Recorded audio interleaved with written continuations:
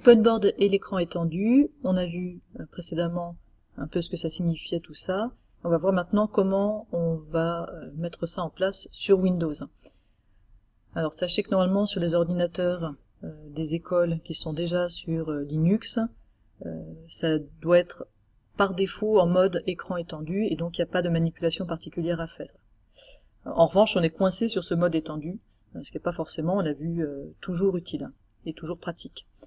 Alors sur les ordinateurs Windows, en revanche, c'est à nous de faire la manipulation, mais ça permet de passer du mode étendu au mode duplication. Comment on fait ça? Vous allez utiliser les touches Windows et P simultanément. Alors la touche Windows, c'est cette touche là avec le petit logo Windows qui est entre le CTRL et le Alt. Vous faites donc simultanément cette touche et P, et ça vous ouvre ce menu qui permet de choisir le mode de projection. C'est aussi simple que ça.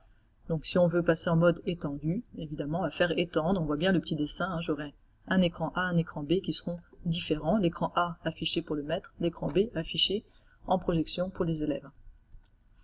Il est possible que vous ayez aussi besoin d'activer le paramètre de multi-écran dans OpenBoard. Alors, vous rendrez compte, hein, si vous voyez que les élèves voient la même chose que vous sur OpenBoard, c'est-à-dire toute la fenêtre avec les menus, c'est que ça n'a pas été activé.